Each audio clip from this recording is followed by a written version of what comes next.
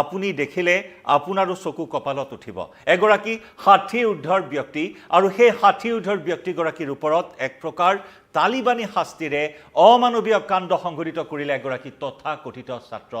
নেতাই আৰু এই ছাত্ৰ নেতাজনক ইতিমধ্যেই গ্ৰেপ্তাৰ কৰা হৈছে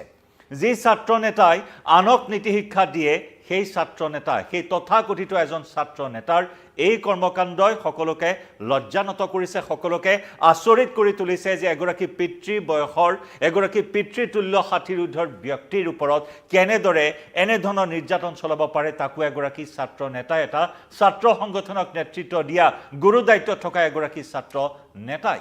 নমস্কাৰ প্ৰিয় দৰ্শক মই জয়ন্ত মাধৱ গোস্বামী আপোনাক স্বাগতম জনাইছো নিউজ 18 অসম নৰ্থ ইষ্টৰ ডিজিটেল লাইভলৈ আৰু ডিজিটেল লাইভত লৈ আহিছো এই গুৰুত্বপূৰ্ণ বিষয়টোৱে আমি আইন হাতত তুলি লোৱাৰ ঘটনা প্ৰায় দেখিবলৈ পাওঁ আইন হাতত তুলি লৈ বিভিন্ন ধৰণৰ অপ্ৰীতিকৰ পৰিস্থিতিৰ ঘটনা প্ৰায় সংঘটিত হৈ আহিছে আৰক্ষীলৈ অপেক্ষা নকৰি আৰক্ষী কোনো ধৰণৰ কথা অৱগত নকৰাকৈ নিজেই নিজৰ আদালতত শাস্তি বিহাৰ যিটো প্ৰৱণতা সেই প্ৰৱণতা এবাৰ দেখুৱালে এগৰাকী ছাত্ৰ নেতাই এটা আগশাৰীৰ ছাত্ৰ সংগঠন উত্তৰ পূৰ্বাঞ্চল সংখ্যালঘু ছাত্ৰ সন্থাৰ দৰে এটা আগশাৰীৰ ছাত্ৰ সংগঠনৰ এগৰাকী গুৰু দায়িত্বত থকা নেতাৰ এই কাণ্ডই কিন্তু সকলোকে অবাক হতবাক কৰি তুলিছে হয় পুনৰ জনাইছো নেমসু নামৰ ছাত্ৰ সংগঠনটোৰ এগৰাকী তথাকথিত ছাত্ৰ নেতা উত্তৰ পূৰ্বাঞ্চল সংখ্যালঘু ছাত্ৰ সন্থাৰ কেন্দ্ৰীয় সহকাৰী সম্পাদক শামসুল হক এই শামসুল হকে এই কাণ্ড সংঘটিত কৰিলে আমি সম্পূৰ্ণ দৃশ্য আগবঢ়াইছো আপোনালোকৰ সন্মুখত চাওক হাতত চেকনি লৈ এনেদৰে বৰ্বৰভাৱে অত্যাচাৰ নিৰ্যাতন চলোৱা হ'ল অমানৱীয় আক্ৰমণ চলোৱা হ'ল 60 ঊৰ্ধৰ এইগৰাকী ব্যক্তিক কাবৌ কাকুতি কৰিছে কাকুতি মিনতি কৰাৰ পিছতো কিন্তু কাণ খাৰ নাই বৰং এনেদৰে কাণত ধৰি আঁঠু কঢ়াই প্ৰখৰ ৰ'দত বহাই থোৱা হ'ল আৰু তাৰ পিছত চেকনিৰে কোবোৱা হ'ল আমি কিছু দৃশ্য সম্পাদিত ৰূপত কিছু দৃশ্য আগবঢ়াইছো এইগৰাকী ছাত্ৰ নেতা শামসুল হক এইগৰাকী তথাকথিত শামসুল হক সংখ্যালঘু উত্তৰ পূৰ্বাঞ্চল সংখ্যালঘু ছাত্ৰ সন্থাৰ কেন্দ্ৰীয় সহকাৰী সম্পাদক শামসুল হকে এনেদৰে বৰ্বৰতাৰে অমানৱীয় আক্ৰমণ কৰিলে এগৰাকী 60 ঊৰ্ধৰ ব্যক্তিক পিতৃতুল্য এগৰাকী ব্যক্তিৰ ওপৰত চলালে এনে ধৰণৰ এটা নিৰ্যাতন এই ব্যক্তিগৰাকী কি কৰিছিল কি অপৰাধত এনেদৰে আইন হাতত তুলি ললে এগৰাকী ছাত্ৰ নেতাই উত্তৰ পূৰ্বাঞ্চল সংখ্যালঘু ছাত্ৰ সংগঠনৰ দৰে এটা সংগঠনক নেতৃত্ব দিয়া এগৰাকী কেন্দ্ৰীয় সাধাৰণ সম্পাদকৰ এই কাণ্ড কিমান গ্ৰহণযোগ্য প্ৰিয় দৰ্শক এইখিনি মুহূৰ্তত যিসকল দৰ্শক মোৰ সৈতে লাইভত আছে জনাওক আপোনালোকৰ মতামত এই ধৰণৰ ছাত্ৰ নেতাৰ এই ধৰণৰ কাণ্ডই আচলতে আমাৰ সমাজলৈ কি বাৰ্তা প্ৰেৰণ কৰিব সেই সন্দৰ্ভত আপোনাৰ মতামত জনাওক কমেন্ট সেকশনত যাওক আৰু এই সন্দৰ্ভত প্ৰতিক্ৰিয়া প্ৰকাশ কৰিব পাৰে আপুনিও আপোনাৰ ইতিমধ্যে বিভিন্নজনে এইগৰাকী ছাত্ৰ নেতাৰ বিৰুদ্ধে জাঙুৰ খাই উঠিছে গৰজি উঠিছে ৰাজপথলৈ ওলাই আহিছে দাবী জনাইছে আৰক্ষীৰ ওচৰত কঠোৰৰ পৰা কঠোৰ শাস্তি প্ৰদান কৰা হওক আমি পুনৰ দেখুৱাইছো আপোনাক দৃশ্য এয়া শামসুল হক নেমসুৰ দৰে এটা ছাত্ৰ সংগঠনৰ এজন তথাকথিত নেতা আনক নীতি শিক্ষা দিয়ে এই আনক নীতি শিক্ষা দিয়া এগৰাকী ছাত্ৰ নেতাৰ এই কাণ্ড চাওক কেনেদৰে কাণত ধৰি আঁঠু কঢ়াই উঠা বহা কৰাইছে চেকনিৰে কোবাইছে প্ৰচণ্ড জোৰে কোবাইছে ঠেলিছে গটিয়াই দিছে এনেদৰে চৰম নিৰ্যাতন চলোৱা হৈছে অমানৱীয় কাণ্ড সংঘটিত কৰিছে আমি এই মুহূৰ্তত জনাব বিচাৰিম আপোনালোকক যে এডাল বাহ নিয়াৰ অভিযোগত এডাল বাহ নিয়াৰ বাবে লোকজনক এনেদৰে প্ৰহাৰ কৰিলে শামসুল হক নামৰ নেতাজনে ইতিমধ্যে এই ঘটনা সন্দৰ্ভত এইগৰাকী ভুক্তভোগী বৃদ্ধ লোকৰ পৰিয়ালে আৰক্ষী থানাত এজাহাৰ দাখিল কৰিছে আৰু সেই এজাহাৰৰ ভিত্তিত আৰক্ষীয়ে ইতিমধ্যে এইজন তথাকথিত ছাত্ৰ নেতাক গ্ৰেপ্তাৰ কৰাৰ খবৰ আহিছে লগতে আন বিভিন্ন দল সংগঠন ৰাজপথলৈ ওলাই আহিছে লগতে আন এটা বিষয় এইখিনি মুহূৰ্তত যে ছাত্ৰ সংগঠনৰ এই নেতাজনে এই বৃদ্ধ লোকজনক 60 ঊৰ্ধৰ এই বৃদ্ধ লোকজনক প্ৰহাৰ কৰাৰ ঘটনা পোহৰলৈ অহাৰ পাছতেই গৰজি উঠিছে বিশেষকৈ হিন্দু দল সংগঠনসমূহ গৰজি উঠিছে হিন্দু লোকৰ ওপৰত চলা নিৰ্যাতন বন্ধ কৰাৰো দাবী জনাইছে একাংশই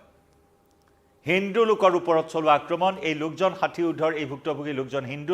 হিন্দু লোকৰ ওপৰত চলোৱা এনে ধৰণৰ নিৰ্যাতন বিশেষকৈ যদি চোৱা হয় শেহতীয়াকৈ একাংশ সন্দেহজনক নাগৰিকে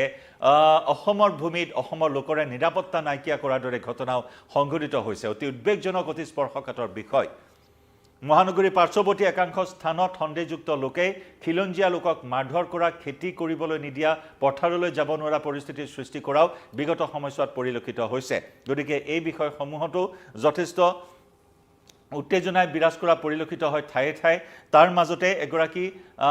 ৬০ ঊৰ্ধৰ হিন্দু লোকৰ খিলঞ্জীয়া লোকৰ ওপৰত চলিছে এই আক্ৰমণ আৰু যাৰ বাবে একাংশ হিন্দু দল সংগঠনে এই মুহূৰ্তত জাঙুৰ খাই উঠিছে ৰাজপথলৈ ওলাই আহিছে প্ৰশাসনৰ ওচৰত কঠোৰতকৈ কঠোৰ দাবী শাস্তিৰ দাবী জনাইছে যাতে কঠোৰতকৈ কঠোৰ শাস্তি প্ৰদান কৰা হওক এইগৰাকী ছাত্ৰ নেতাৰ এই আচৰণে আচলতে সমাজলৈ ছাত্ৰ সমাজলৈ কি বাৰ্তা প্ৰেৰণ কৰিব এয়াই হৈছে ডাঙৰ প্ৰশ্ন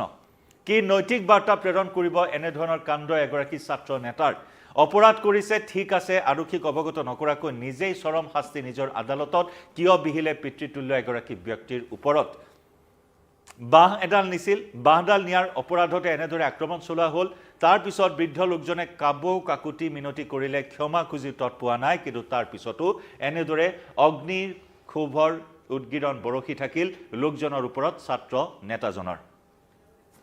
আৰু এই ছাত্ৰ নেতাজনৰ কাণ্ডক লৈ প্ৰতিক্ৰিয়া সৰ্বত্ৰে অব্যাহত আছে এইখিনি মুহূৰ্তত বিভিন্ন দল সংগঠনৰ প্ৰতিক্ৰিয়া আহিছে আমি সেই প্ৰতিক্ৰিয়া জনাব বিচাৰিছো আপোনালোকৰ সন্মুখত দেখুৱাম কোনে কি প্ৰতিক্ৰিয়া প্ৰকাশ কৰিছে লগতে জনাওক প্ৰিয় দৰ্শক আপোনাৰো মতামত তলৰ কমেন্ট সেকশনত চাওয়া হওক বিভিন্ন দল সংগঠনৰ প্ৰতিক্ৰিয়া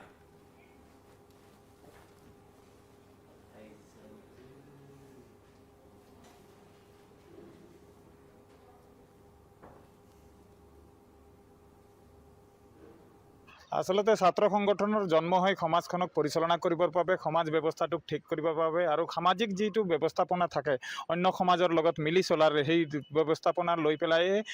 মানে এটা ছাত্ৰ সংগঠনৰ জন্ম হয় আৰু এনেকুৱা সংগঠনৰ জন্ম হৈছে আৰু ইয়াত আমি চাইছো সেই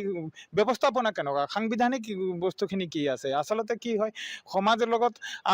আমি সংগঠন কৰোঁ আমি নিজেও সংগঠন কৰোঁ আমিতো আমাৰ হয় যে জাতি জনগোষ্ঠী সকলোকে ধৰি ৰখাৰ প্ৰয়াস বা ভাতৃত্ববোধ বজাই ৰখাৰ প্ৰয়াস আমি নেতৃত্বসকলে লওঁ এতিয়া সাধাৰণ মানুহৰ ওপৰত কিবা যদি হয় বা সাধাৰণ মানুহৰ ভিতৰত যদি কিবা কাজিয়া পেচাল কিবাও হয় যদি সেইটোক আমি সন্তুলন কৰোঁ বা ভাৰসাম্যত সিহঁতৰ মানে সন্তুলন কৰি সেই সমাজ ব্যৱস্থাটোক ঠিক কৰি ৰখাৰ এটা ব্যৱস্থা লওঁ এতিয়া চাইছোঁ যে শামছুল হকৰ নামৰ যিজন যুৱক এই যুৱকজনে নেমচুৰ এজন কেন্দ্ৰীয় পৰ্যায়ৰ নেতা বুলি আমি গম পাইছোঁ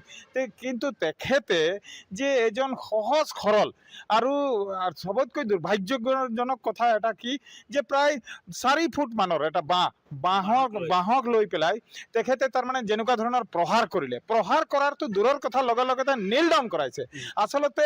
সাধাৰণ মানুহে ক'লে যে উঠি অহা উশৃংখল যুৱকসকলক যদি কোৱা হয় তেতিয়াহ'লে বহুত কিবা কিবি কৰা হয় এইকাৰণে মই প্ৰশাসনক দাবী জানিব বিচাৰিছোঁ যে তেনেকুৱা নেতৃত্বৰ দ্বাৰা আসলতে মুছলমান সমাজও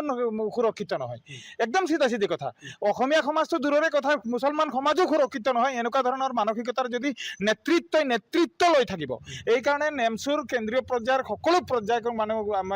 মানে দাবী জনাইছোঁ যে তেখেতৰ ওপৰত আপোনালোকে বিহিত ব্যৱস্থা লওক অন্যথা এটা কথা কৈছোঁ এইবিলাকৰ সৰু মানে ফিৰংগতিৰ ৰাহ বুলি কয় নহয় ঠিক তেনে সৰু কথাত কিন্তু যেতিয়া আপুনি চাইছে যে 60ৰ ঊৰ্ধৰ মানুহক এজনক যেতিয়া মানে বৰ্বৰ মানে অত্যাচাৰ চলোৱা হ'ল শাৰীৰিকভাৱে মাৰা হ'ল মানে নীল ডাউন কৰোৱা হ'ল এইটোৱে কিন্তু সমাজত বিকৃত ৰূপ এটা দিব পাৰে সেইটোৰ কাৰণে এজন মানুহৰ কেনেধৰণে হৈছিলে মানে কি মানুহজন 60 আপোনাক কৈছোৱে ইস্তেমা পাতিছিলে ইস্তেমাত ধুনীয়াকৈ হৈ গ'ল আমাৰ ক'বলগীয়া তাত একো নাই ভালকৈ নিজৰ ধৰ্মৰ কিবা পাতিছে ভাল কথা এতিয়া কথা হ'ল কি সেইটোকে আকৌ সেই শামছুল হক নামৰ ল'ৰাজনৰ লগত এটা গ্ৰুপে সিহঁতে মানে কণ্টেক্ট লৈছে বাঁহ এটা বিক্ৰী কৰিবৰ কাৰণে বাঁহখিনি তাতে যদি আছিলে তেতিয়া তাৰ পৰাতো লৈ যাব লাগে না আৰু কমিটিয়ে সিহঁতক অলৰেডি আমি শুনা মতেতো 6,10,000 টকা নে কিবা 70,000 টকা তেনেকুৱা কিবা এটাত লৈছিলে তে এই বাঁহখিনি তাতে পেলাই থৈ সিহঁতে বিজনেছ কৰিবৰ কাৰণে ইমান দিনে পেলাই থৈছে সিহঁতে বিক্ৰী কৰিব লাগে মানে বাঁহ য'ত কাগজৰ কল আছে তাত দি দিব লাগে বা বেলেগ ক'ৰবাত বিক্ৰী কৰিব লাগে নহয় তেখেতে মুনাফা আদায় কৰিবৰ কাৰণে এনেকুৱা মানসিকতা আচলতে ধৰ্মৰ যিসকল দানৰ বস্তুটো তাৰমানে যেনেকুৱা ধৰণে তেখেতসকলে যে মুনাফা আদায় কৰিবৰ কাৰণে বিজনেছ কৰিব যে লৈছে সেইটোহে ধিক্কাৰ্য বিষয়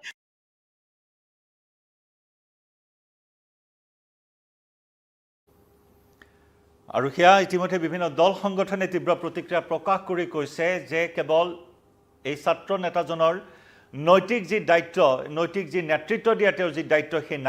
সেই দায়িত্ব তেওঁৰ নাই আচলতে মুছলমান সমাজকে নেতৃত্ব দিয়া তেওঁৰ যোগ্যতা নাই বা তেওঁৰ নৈতিক দায়িত্ব নাই বুলি প্ৰতিক্ৰিয়া প্ৰকাশ কৰিছে য'ত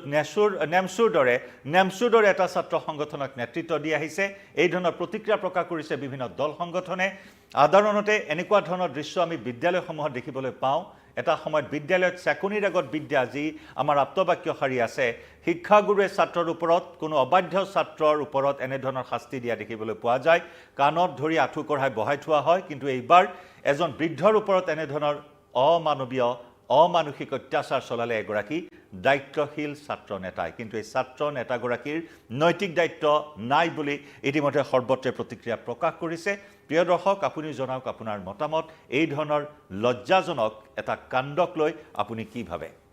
লাইভৰ পৰা বিদায় লৈছোঁ ধন্যবাদ